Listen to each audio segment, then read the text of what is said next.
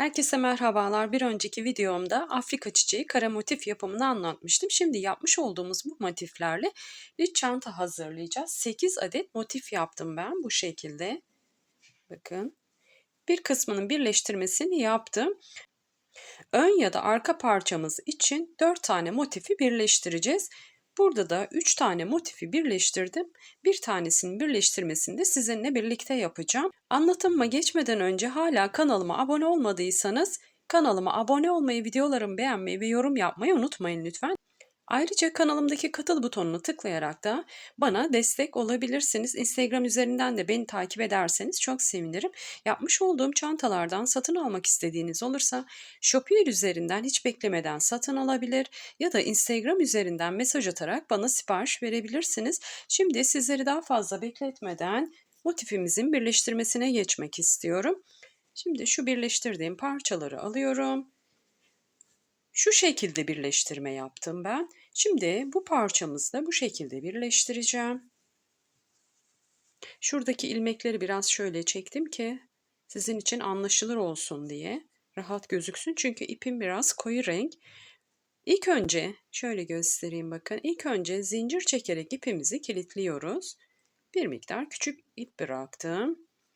Şimdi hemen şuradaki bakın İlk trabzanımız bizim birleştirmeye başlayacağımız yer olacak. Fakat bir önceki şuradaki zincirden ilk önce tığımı geçiriyorum. Bir, iki, ikinci zincirden.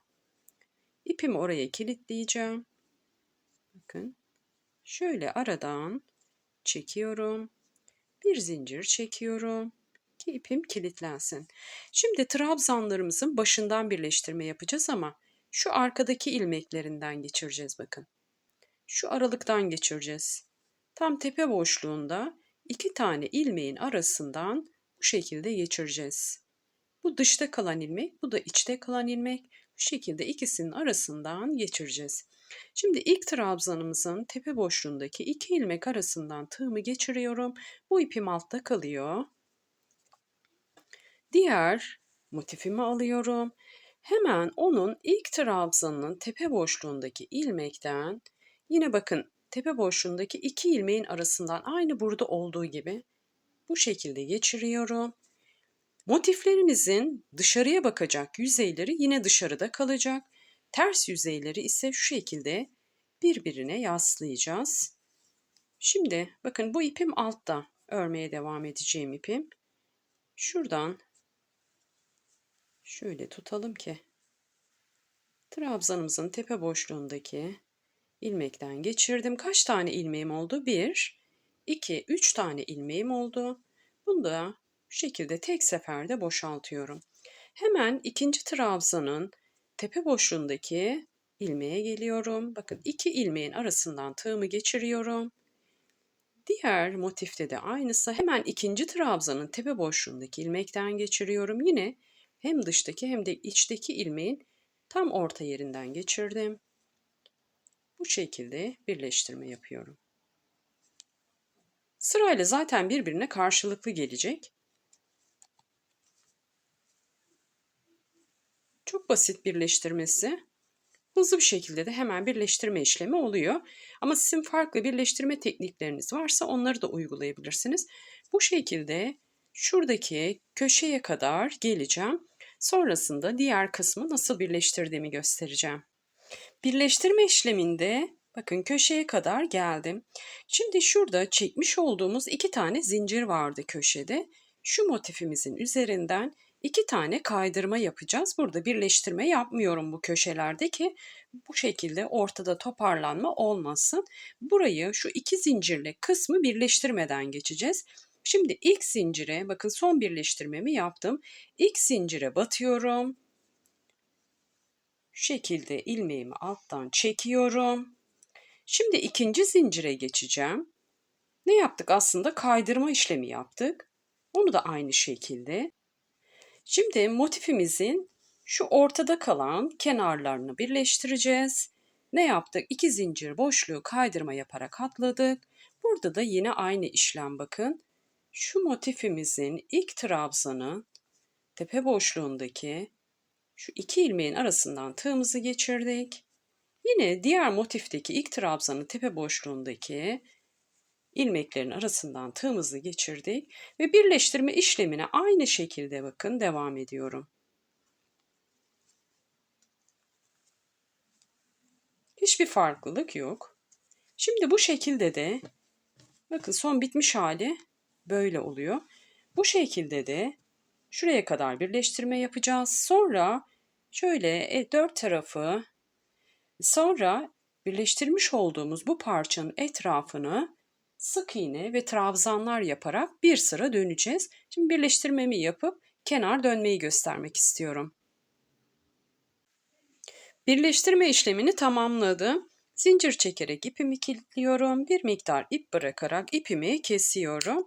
Şimdi kenar dönmemize başlayacağız. İpimi zincir çekerek kilitliyorum. Sonrasında ise herhangi bir köşeden, şu iki zincirlik herhangi bir köşeden kenar dönmemize başlıyoruz. Bakın boşluktan tığımı geçirdim.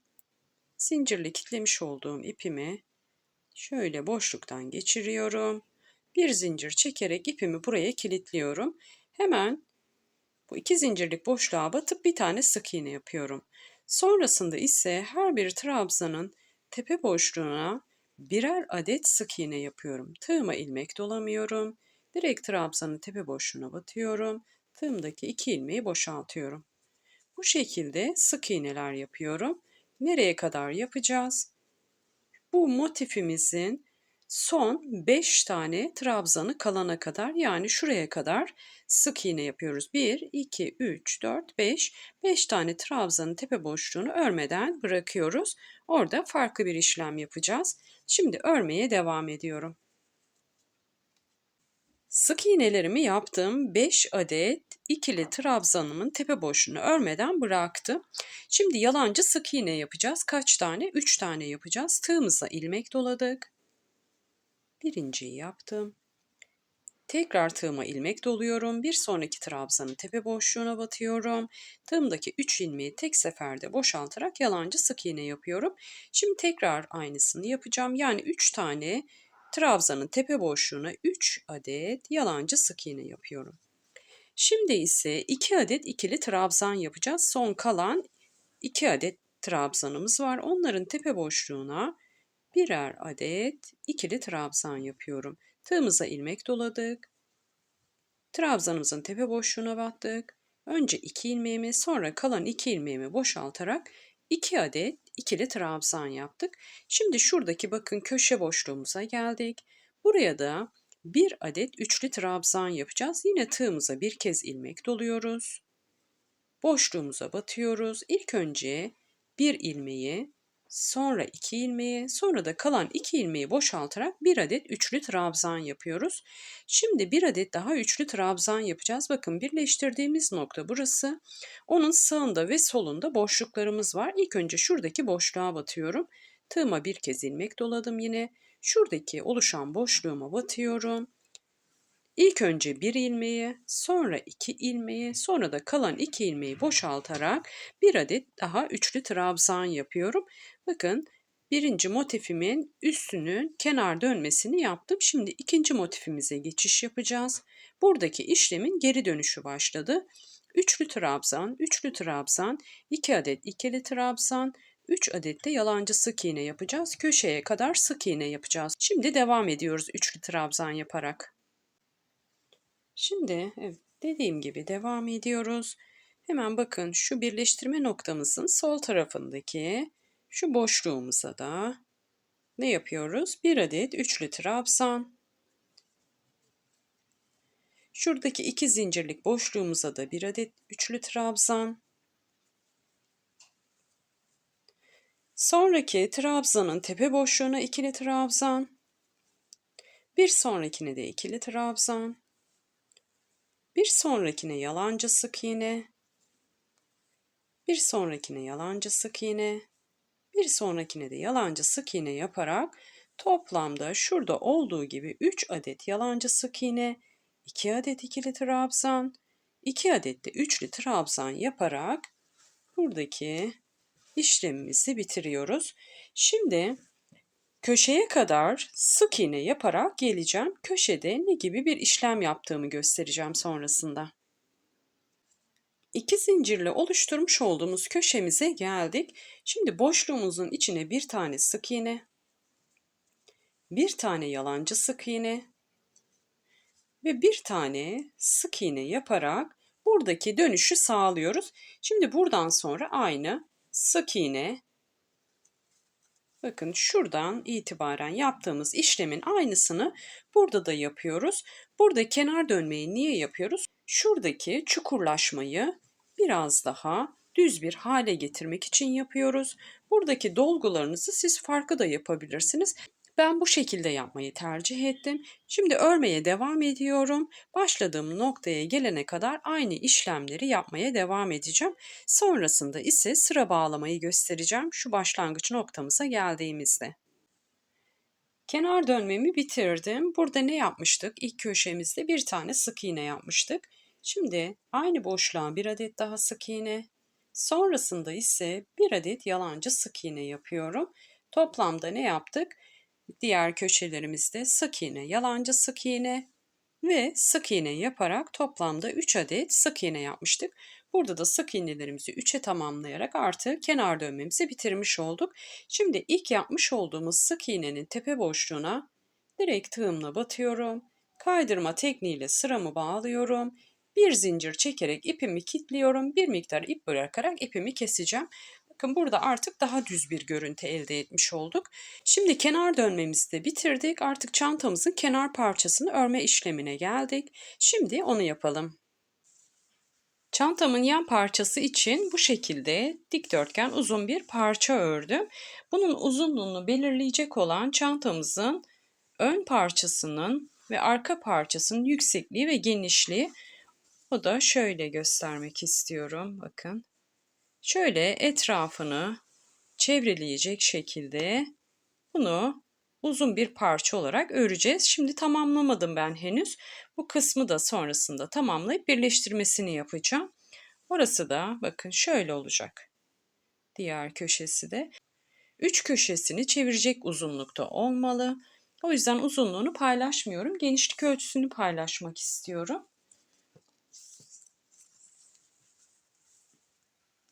Genişlik ölçüsü 6 santim. Yalancı sık iğne örerek yaptım fakat farklı bir teknik kullandım burada. Onu göstermek istiyorum hemen. Açık renk bir iple göstereceğim. Yan parçamı örmeye zincir çekerek başladım. 15 adet zincir çektim. Şu an küçük bir örnek üzerinde anlatacağım. Rastgele zincir çekiyorum. 15 adet zincir çektikten sonra bir zincir daha çekiyoruz. Bu bizim sık iğnemizi oluşturacak zincir. Tığımın başına ilmek doluyorum. 15. zincire batıyorum ve tığımda 3 adet ilmeğim oluyor. 3 adet ilmeği tek seferde boşaltıyorum. Şimdi yalancı sık iğne yaparken ne yapıyorduk? Tığımıza ilmek doluyorduk. Bir sonraki zincire batıyorduk. Burada öyle bir şey yapmayacağım bakın. Burada ne yapacağım? Bakın şurada yapmış olduğumuz yalancı sık iğnenin yan tarafında oluşmuş olan bir tane ilmeğimiz var. Yatay bir şekilde oradan tığımı geçiriyorum. Bir sonraki zincire batıyorum. Yine tığımda 3 ilmeğim oluyor. Bunu da tek seferde boşaltıyorum. Şimdi tekrar aynı işlemi yapacağız. Bakın en son oluşan şurada bir tane ilmek var. Yatay bir şekilde tığımı geçirdim. Bir sonraki zincire batıyorum. Bu şekilde bir tane sık iğne yapıyorum. Şimdi yine aynı şekilde oluşan en sonki ilmekten tığımı geçiriyorum. Bu şekilde sık iğnemi yapıyorum. Toplamda bu şekilde 15 adet sık iğne yapacağız ve sıra sonuna geleceğiz. 15 adet sık iğne yaparak birinci sıramı tamamladım. Şimdi geriye dönüş için bir zincir çekiyorum, geriye dönüyorum. Tığıma ilmek doluyorum. Hemen ilk sık iğnenin olduğu boşluğa batıyorum ve bir tane yalancı sık iğne yapıyorum. Yine aynı. En son şuradaki, bakın şuradaki ilmekten tığımı geçirdim. Bir sonraki boşluğa batıyorum. Yine en sonki ilmekten tığımı geçirdim. Şurada oluşan tepe boşluğuna batıyorum. Bu şekilde yine 15 adet yalancı sık iğne yapmış oluyorum. Tığımızın başına ilmek dolamıyoruz. Şuradaki en son oluşan ilmekten faydalanıyoruz. Bu şekilde yalancı sık iğne yapıyoruz. Neden ben bu şekilde ördüm? Daha tok bir görüntü olmasını istedim. O yüzden daha sıkı olsun ve daha tok bir görüntüsü olsun diye. O yüzden bu şekilde örmeyi tercih ettim ama siz dilediğiniz şekilde yan parçanızı örebilirsiniz. Şimdi istediğim uzunluğa gelene kadar yan parçamı örmeye devam edeceğim. Sonrasında ise birleştirmesini göstereceğim. Çantamı birleştirme aşamasına geçmeden önce şu ortadaki boşluğu nasıl kapattığımı göstermek istiyorum. Şu şekilde çapraz bir dikme işlemi yapıyorum. Şimdi bu parçamızda aynı işlemi yapalım. Şu parçalarımızı alalım. Ters yüzeyini çeviriyorum ilk etapta. Şu ortadaki birleştirme noktasından bir miktar şu düğüm yaptığım yeri gizlemek için ipimi yürütüyorum. Siz dilediğiniz şekilde yapabilirsiniz. Dilerseniz birleştirme yaparken de oradaki boşluğu kapatabilirsiniz. Şimdi köşelerden herhangi birine gelene kadar yürütüyorum ipimi. Şuradaki köşeme geldim. Köşedeki ipin alt ilmeklerinden de geçirdim. Tam ortaladım bakın köşeyi. Şimdi boşluktan iğnemi şu şekilde geçiriyorum. Dış yüzeye şöyle bir çaprazlama yapıyorum. Burada ipinizin düzgün olmasına özen gösterin. Sonrasında tam karşısındaki köşeden iğnemi geçiriyorum. Bu şekilde dönüyorsa ipinizi yine düzeltin. İkisi düz bir şerit olsun. Tekrar arka yüzeyden.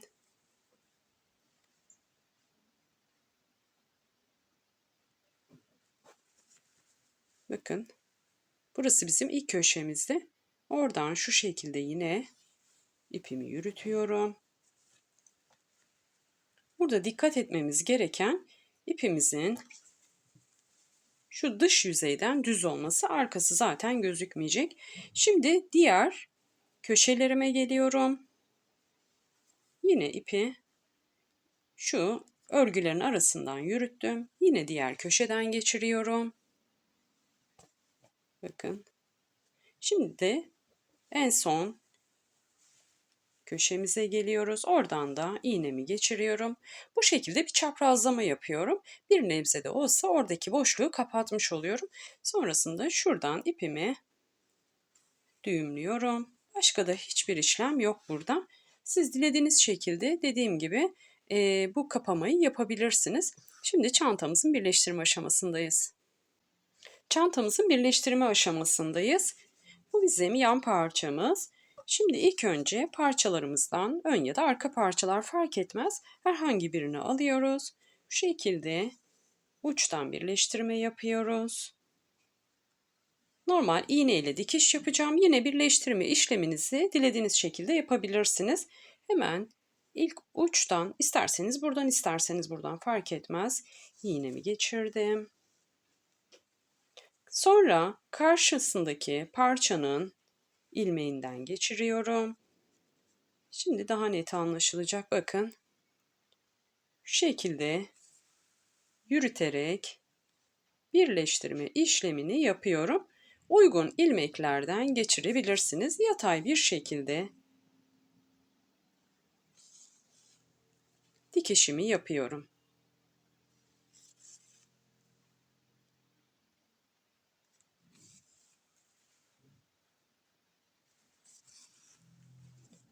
Birleştirme işleminde hiç farklı bir işlem yok. Üç kenarı da bu şekilde birleştireceğim. Sonrasında diğer parçamı birleştireceğim. Ama oradan sonra artık farklı bir işlem yok gövde kısmında.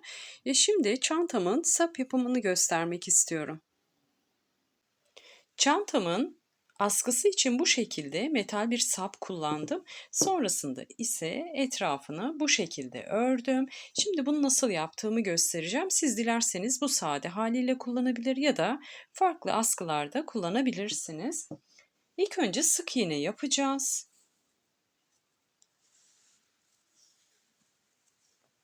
Zincir çekerek ipimi kilitliyorum. İstediğiniz bir yerden başlayabilirsiniz. Şu şekilde. Bakın. Halkamı araya aldım. Şu ipi de bir miktar yürüteceğim. Şöyle geçiriyorum alttan.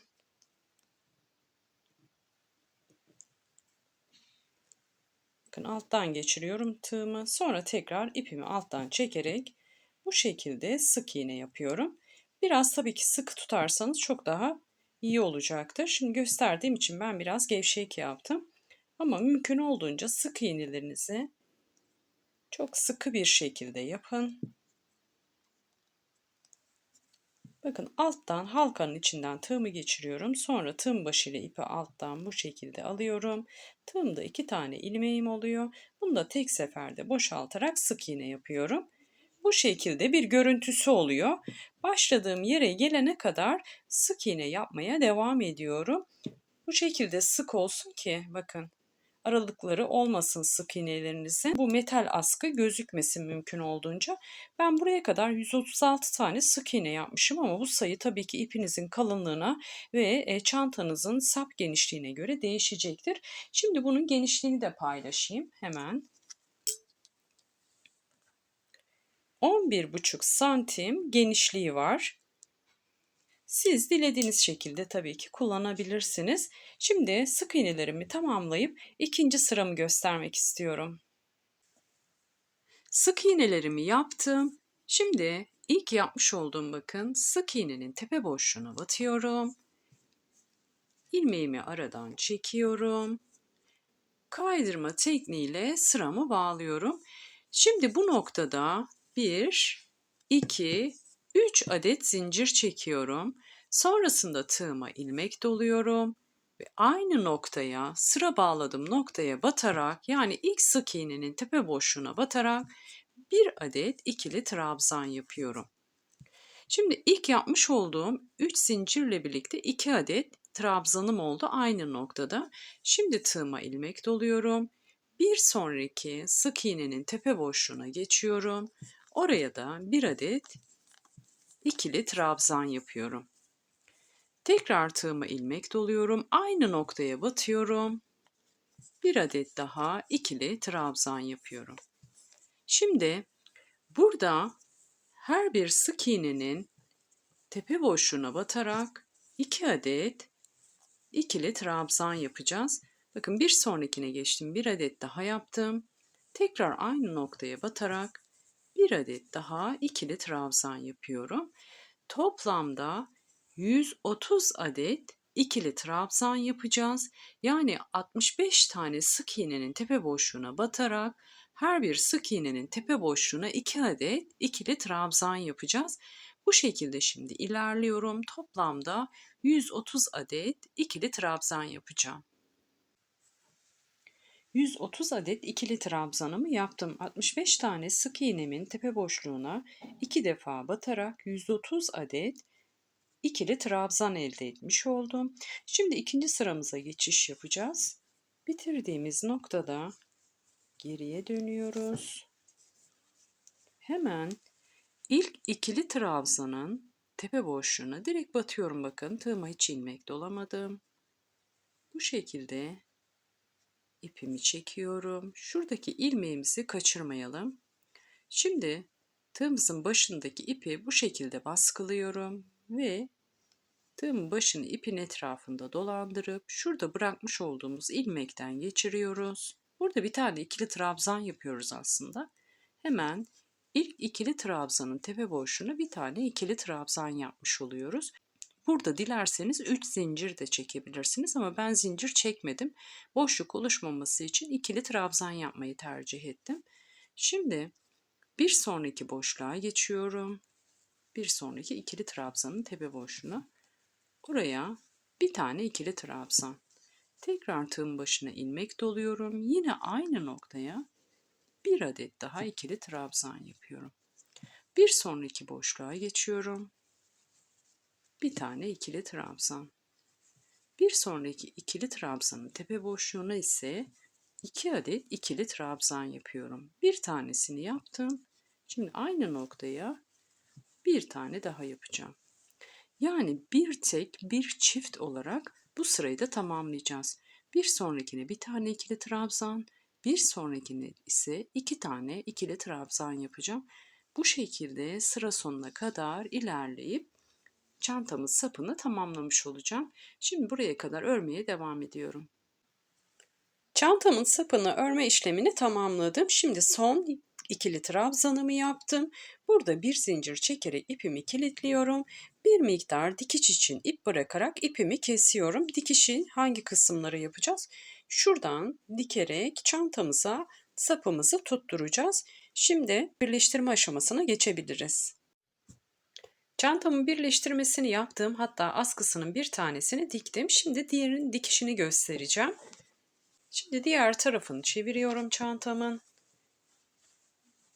Yapmış olduğumuz bakın şu trabzanları birazcık dışarı taşırdım. Siz dilediğiniz şekilde dikebilirsiniz. Bu şekilde yerleştiriyorum. Diğer sapı da aynı şekilde diktim. Farklı bir şey yok. Şöyle ikisinin ucunu denk getiriyorum bakın. Bu şekilde ayarladım yerini. Şimdi direkt bu şekilde alta geçiriyorum iğnemi. Zaten dikmek için bir miktar ip bırakmıştık. Normal dikiş yapacağız. Farklı hiçbir işlem yok.